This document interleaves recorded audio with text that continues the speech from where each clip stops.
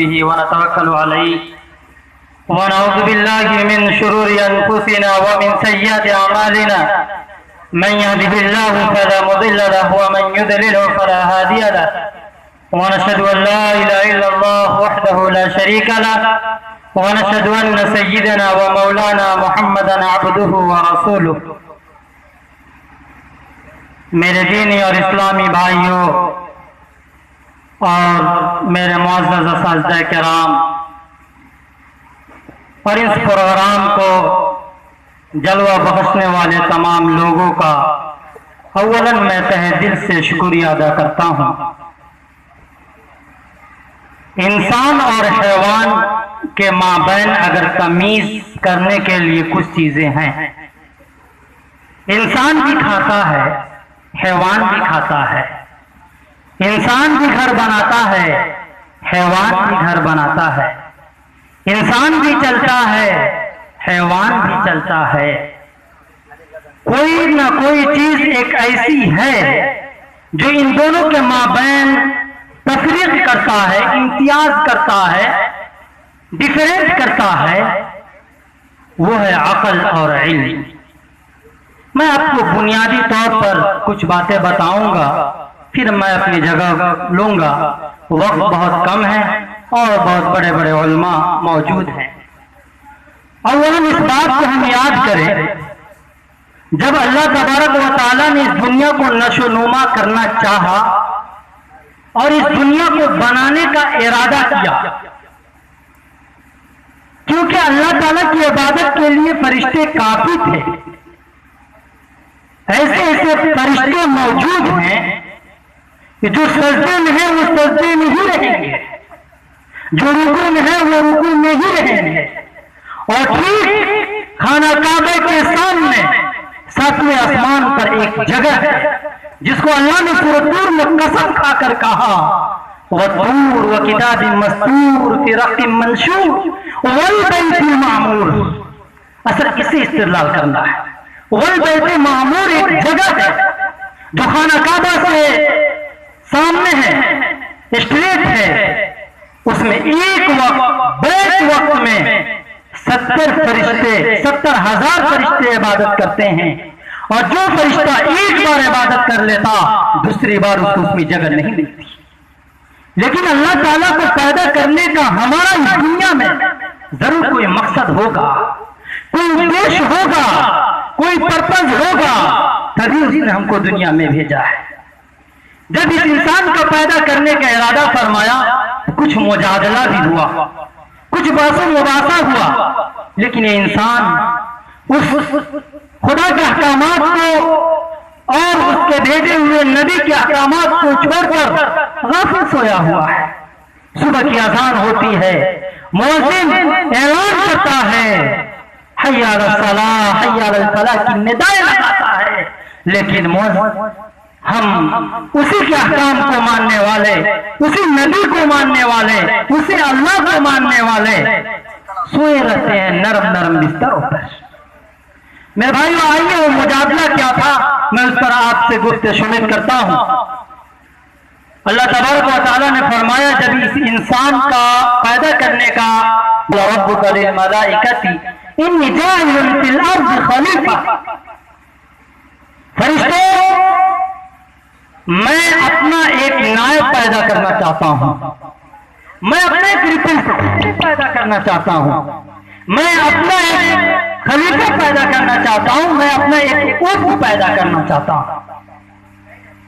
فرشتوں نے کہا وَإِذْ قَالَ رَبُّكَ لِلْمَلَائِكَةِ إِنِّي جَاعِلٌ فِي الْأَرْضِ خَلِيفَةً قَالُوا أَتَجْعَلُ فِيهَا مَن يُفْسِدُ فِيهَا وَيَسْفِكُ الدِّمَاءَ۔ کہ اللہ تبارک و تعالیٰ آپ کی عبادت کے لیے ہم کافی ہیں، آپ ایسی مخلوق کو کیوں پیدا کر رہے ہیں جو خون ریزیاں کیا کریں گی، جو آپس میں خون بہایا کریں گی، جو لڑیں گے جھگڑیں گے، ایسے مخلوق کو کیوں پیدا کر رہے ہیں؟ ذرا غور سے سنیے گا۔ اللہ نے فرمایا قالوا وتجعل فيها من يفسد فيها ويسفك الدماء ونحن نسبح بحمدك ونقدس لك۔ فرشتہ کہتا ہم اپنے لیے تصویر کے لیے तौहीद के लिए, आपकी ताक़ीद और तक़द्दुस को बयान करने के लिए हम काफी हैं, एनफ है, दूसरी किसी की जरूरत नहीं है। अल्लाह ने फौरन फरमाया इन्नी आलमु मा ला तअलमून, कि मैं जो जानता हूं वो तू नहीं जानता। मेरा पर्पस क्या है, मेरा मकसद क्या है इस इंसान को पैदा करने का, इसको अशरफुल मखलूकात क्यों बना रहा हूं, जिसके मुताल्लिक अल्लाह ने कुरान में फरमाया वलक़द कर्रमना बनी आदम व हमलनाहुम फिल बर्रि वल बहर। मैं इसको क्यों पैदा कर रहा हूं, उसका पर्पस, उसका मकसद, उसका उद्देश्य मैं जानता हूं। और उसका उद्देश्य अल्लाह तबारक व तआला ने कुरान पाक में खुद फरमा दिया वमा खलक़तुल जिन्न वल इंस इल्ला लियअबुदून। किसी जिन और इंसान का इबादत करने पैदा करने का महत्व, मेरा मकसद, मेरा उद्देश्य, जो पर्पस है वो है मेरी इबादत, मेरी पूजा, मेरे सामने सर झुका। आइए जब इस बात से हम वाकिफ हो गए कि अल्लाह ने हमारा नायब, हमको अपना नायब बनाया है, इस ईमान वालों को अपना खलीफा बनाया है, अपना रिप्रेजेंटेटिव पैदा किया है, तो क्या कोई कलेक्टर का, कोई डीएम का नायब होता है और कलेक्टर जब ना रहे, डीएम जब ना रहे, तो क्या उसका उसका नायब, उसका सहायक सो जाता है, उसका कार्य को संभालता है? तो आपका जवाब यही होगा उसके कार्यों को संभालता है, उसके उद्देश्य और उसके मकसद को लेकर चलता है, जो फाइल पर सिग्नेचर करना होता है उसको करता है, उसको आगे बढ़ाता है, उसके काम को करने के लिए ऑर्डर करता है, हुक्म करता है। जब हम उसका खलीफा है, उसका नायब है, तो फिर उसका तरीका भी तो मालूम होना चाहिए कि तरीका क्या है, उसने तरीका कौन सा बताया, कैसा तरीका बताया, अपने अहकाम को जारी कर दिया, यूं ही हमको नहीं भेजा, बल्कि उसके साथ एक नबी को भी भेजा और उसके साथ एक लॉ को भी भेजा, एक आइडियल को भी भेजा, एक कुरान को भी भेजा, एक संविधान को भी भेजा, ताकि उसको सामने रखकर उस पर अमल किया जाए। और इस तरह भी अगर तुमको ना समझ में आए तो प्रैक्टिकल तौर पर आओ, नबी है, उनके पूरी जिंदगी को खंगालो, पूरे उनके वाक़यात को खंगालो, उससे मालूम आपको चल जाएगा। मेरे भाइयों, जब हम जान गए कि हम उनका खलीफा हैं, मैं नहीं कहता, कुरान कहता है वइज़ क़ाल रब्बुका लिल मलाइकति इन्नी जाइलुन फिल अर्दि खलीफा, और अल्लाह ने खुद दावा किया है कि मैं अपना खलीफा पैदा करना चाहता हूँ। जब मैं खलीफा का हूँ तो फिर हमको इल्म भी होना चाहिए कि किस बात पे सिग्नेचर करना है, किस बात पे सिग्नेचर नहीं करना है, किसको आगे बढ़ाना है, किसको रोकना है, किस पर अमल करना है, किसको अमल नहीं करना है, ये भी हमको मालूम होना चाहिए। तो इसके लिए हमको जरूरत पड़ेगी इल्म, इसके लिए हमको जरूरत पड़ेगी इल्म को, इल्म प्राप्त करना पड़ेगा, शिक्षा, एजुकेशन हमको हासिल करना पड़ेगा। इसके लिए अल्लाह तबारक व तआला ने कुरान का सबसे पहला आयत नाजिल फरमाया, उसमें फरमाया इक़रा बिस्मि रब्बिकल्लज़ी खलक़। अल्लाह तबारक व तआला ये आयत नाजिल फरमा रहे हैं हमारे नबी पाक सल्लल्लाहु अलैहि वसल्लम पर, तो ये नहीं कह कि आप पर सबसे पहले नमाज का हुक्म डालते हैं, सबसे पहले ज़कात का ऑर्डर दिया जाता है, सबसे पहले इंसाफ का मामला किया जाता है, सबसे पहले दो माँ-बहन भगने वालों के दरमियान फैसला करने का हुक्म दिया जाता है, तहज्जुद पढ़ने का हुक्म दिया जाता है। नहीं नहीं मेरे भाइयों, सबसे पहले हुक्म होता है इक़रा इक़रा, फिर अमर का सेगा है, ऑर्डर है, ऑर्डर दिया जा रहा है, पढ़ो पढ़ो। किसको दिया जा रहा है? एक नबी को दिया जा रहा है, और एक फरिश्ता जो उनको दबोच रहा है, उनको ऑर्डर कर रहा है कि पढ़िए। और वो फरिश्ता जब उनको कहता है एक बार, दो बार, तब वो समझ जाते हैं कि उनका कहने का उद्देश्य, उनका मकसद यही है कि मेरे पीछे पीछे दौड़ाई चलिए। उन्होंने पूरा पढ़ा इक़रा बिस्मि रब्बिकल्लज़ी खलक़, अपने रब के नाम से पढ़िए। खलक़ल इंसान मिन अलक़, जिसने आपको एक लोथरा से पैदा किया। इंसान अगर अपनी पैदाइश पे गौर कर ले तो वो अपनी खुद से वो घिन करेगा मेरे भाइयों। लेकिन जिस अल्लाह का वो नायब है, वो अपने नायब होने के बावजूद उसके अहकाम को नहीं अदा करता, उसकी बातों को नहीं मानता, हलाल और हराम की तमीज नहीं होती, किसको करना किसको नहीं करना, किस फाइल को आगे बढ़ाना किस फाइल को रोकना है, इसको हम नहीं करते। आप खुद सोच सकते हैं, एक बड़ा ऑफिसर और एक नीचे वाला ऑफिसर अगर उसके गैर मौजूदगी में, उसके अब्सेंटी में अगर कोई गलत काम करता है, क्या उसको आने के बाद क्या वो उसको सही से रहने देगा? क्या उसको बोलेगा नहीं? क्या उसको पनिश नहीं देगा? क्या उसको समझाएगा नहीं? क्या उसको बुरा भला नहीं कहेगा?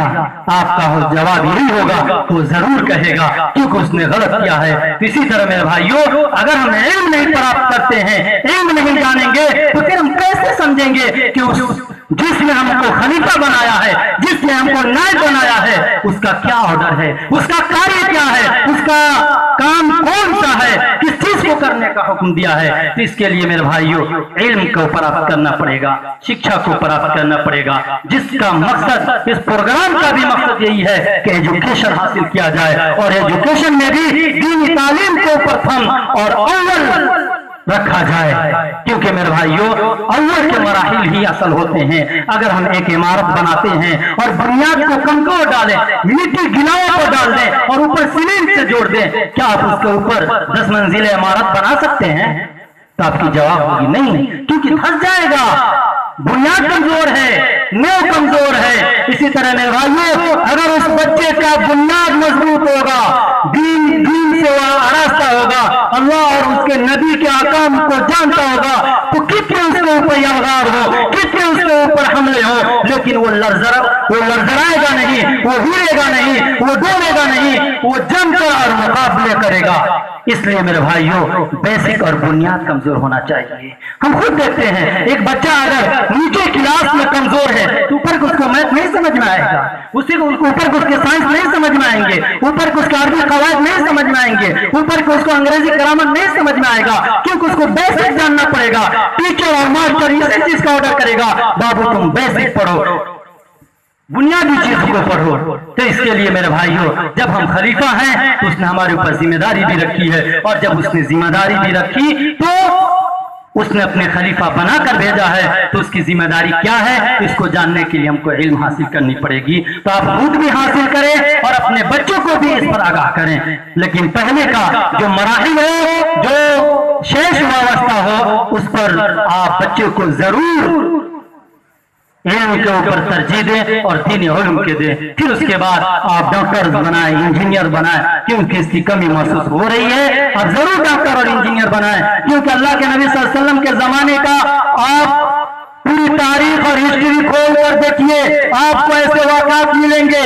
एक वही सहाबी जो मेंबर रसूल भी है, एक वही सहाबी जो जंग के सिपहसालार भी हैं, एक वही सहाबी जो डॉक्टर से भी काम कर रहे हैं, एक वही सहाबी जरूरत पड़ रही है तो खंदक में कुदाल भी चला रहे हैं, एक वही सहाबी अगर जरूरत पड़ रही है तो पेट पर जो पत्थर बांधे हुए हैं, और वही सहाबी अगर जरूरत पड़ी तो घोड़े के दाने भी खिलाए, वही सहाबी जरूरत पड़ी तो घोड़े के पीठ भी मरे, वही सहाबी जरूरत पड़ी तो मैदान में तीर और तलवार के बौछार भी किए। इसलिए हम सबको हर मैदान में माहिर होना होगा। अगर इल्मी एतबार से आए तब भी, जंगी एतबार से आए तब भी, क्योंकि हमारे यहाँ का हालात बहुत नासाज हैं। आप न्यूज देखते होंगे, दिन ब दिन हालात बदलते जा रहे हैं। आपको हथियारी तौर पर भी लैस होना पड़ेगा, आपको हर तरह से अपने आप को तैयार करना पड़ेगा, और इस आयत का मिस्ताक करना पड़ेगा। वाइदु लहु मस्ततातुम मिन कुव्वतिन व मिन रिबातिल खैर तुरहिबून बिही अदुव्वल्लाह व अदुव्वकुम। इस एतबार से भी मेरे भाइयों लैस होना पड़ेगा। इसलिए हर एतबार से हम लोग, ये इल्म की बुनियाद थी। एक बस थोड़ा सा वाकया, एक छोटा सा वाकया की तरफ इशारा कर कर मैं अपनी बात को खत्म करूंगा। आप अभी कुछ दिन पहले हज़रत इब्राहिम और हज़रत इस्माइल अलैहिस्सलाम का वाकया हर मस्जिद और ईदगाह में आप सुने होंगे, पढ़े होंगे। उन्हीं में से हज़रत इब्राहिम अलैहिस्सलाम का वाकया वो याद कीजिए। उनकी जो परवरिश होती है, उनकी पर्दाश्त उनकी होती है, उनकी पालन और पोषण जो होती है वो एक ऐसे घर में होते हैं जिनकी बाप बुतकर होते हैं, बुतसाज होते हैं, बुतपरस्त होते हैं, सूरज और सितारे के मानने वाले होते हैं। ऐसे घर में उनकी पैदाइश होती है। फिर उसके बाद अल्लाह का हुक्म होता है कि सबसे पहले तुम मेरे कलमा को, मेरे अहकाम को अपने घर से शुरुआत करो। फिर उसके बाद उठो और नमरूद के दरबार में जाकर मेरे परचम को लहराओ। वो उठते हैं और सबसे पहले अपने बाप से कहते हैं, या अबती लिमा ताबुद मा ला यस्मा वला युबसिर वला युगनी अन्का शैआ। अब्बू जान, आप ऐसी चीज की क्यों इबादत कर रहे हैं? ऐसी चीज की क्यों पूजा पाठ कर रहे हैं जिसकी आंखें आपने बनाई है लेकिन वो देख नहीं सकता, जिसके कान आपने बनाए हैं लेकिन वो सुन नहीं सकता, और इतना बेबस है तो आपको किसी तरह का फायदा नहीं पहुंचा सकता। इतना सुनना था कि बाप भी तैश में आ जाता है और तैश में आकर कहता है, लार्जुमन्नक वहजुरनी, कि मेरे बेटे तुम अपनी इस आदत से अगर बाज आ गए तो ठीक, वरना मैं तुमको संसार कर दूंगा, मैं तुमको पत्थर से मार मार कर खत्म कर दूंगा और तुमको मैं अपने घर से निकाल दूंगा, मैं तुमको अपने घर से निकाल दूंगा। उसके बाद उस नबी का जवाब सुनिए। नबी कहते हैं, सलाम अलैक सअस्तगफिरु लक रब्बी बिहदिया। कहते हैं, अब्बू जान, आपके भगाने से पहले मैं जा रहा हूं। अगर इस दीन की खातिर, इस दीन को फैलाने के लिए अगर घर बार जानो माल की भी अगर जरूरत पड़े तो सब कुछ त्याग दूंगा, सब कुछ छोड़ दूंगा, चले जाऊंगा।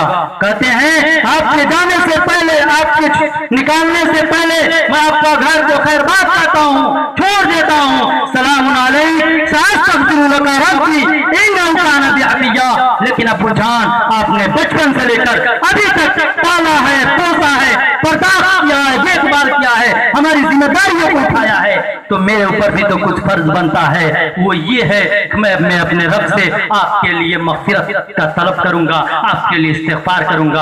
आप इस वाक़या से याद देखिए, इस वाक़या से आप नतीजा निकालिए कि एक काफिर बाप है और एक तरफ ईमान वाला है, मुजादला हो रहा है, लेकिन वो नबी बाप को झिड़क नहीं रहा है, बाप को गाली गलौज नहीं दे रहा है, बाप को ये नहीं कह रहा है कि आप घर से निकाल रहे हैं, आप मेरा हक दीजिए, मेरा एक जमीन मेरे नाम पर कीजिए ताकि मैं वहां इमारत बनाऊं। नहीं, सलाम अलैक सअस्तगफिरु लक रब्बी इन्नहु कान बी हफिया। अब्बू जान, ठीक है, मैं जा रहा हूं, आपका सामान आपके साथ, लेकिन मैं आपके लिए दुआ मग़फ़िरत करता रहूंगा। इससे ये नतीजा मिला मेरे भाइयों कि कोई भी बच्चा अपने माँ बाप को ना झिड़के।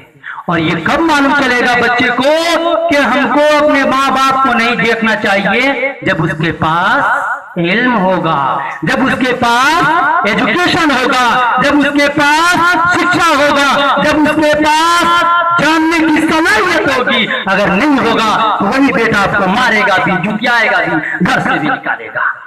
लेकिन जब वो बच्चा जब इल्म हासिल किया होगा तो जानेगा क्यों कि इब्राहिम अलैहिस्सलाम को इल्म दिया गया था। मैं नहीं कहा था, कुरान कहता है वलक़द आतैना इब्राहीम रुश्दा मिन क़ब्ल व कुन्ना बिही आलिमीन, कि मैंने इब्राहिम को रुश्द, हिदायत और इल्म देकर भेजा था। वो इल्म ने तो बताया कि बाप को झिड़कना नहीं चाहिए। इसलिए मेरे भाइयों, एजुकेशन बहुत जरूरी है। मेरा वक्त हो चुका है, नहीं तो और तफसील के साथ और कुछ एग्जाम्पल के साथ आपको समझाता। मेरे भाइयों, इतनी बात याद रखिए, अगर बेटा आपसे लड़ता है तो ये आपकी कमी है, क्योंकि आपके अपने लड़के को एजुकेशन नहीं दिया, एजुकेशन से दूर रखा। अगर आपसे कोई गलत व्यवहार करता है तो आपकी कमी है। इसलिए पहला चरण, पहला मरहला जो होना चाहिए बच्चे का, जो बुनियाद होना चाहिए, क्योंकि अल्लाह ने हमको खलीफा बनाकर भेजा है, तो सबसे पहला इल्मी तालीम, दीनी तालीम होनी चाहिए। उसके बाद आप जब बेसिक मजबूत हो जाएगा, उसके बाद जितनी इमारत चाहेंगे खड़ी कर लेंगे। अल्लाह हमें भी और आप सबों को भी काने ज़्यादा सुनने से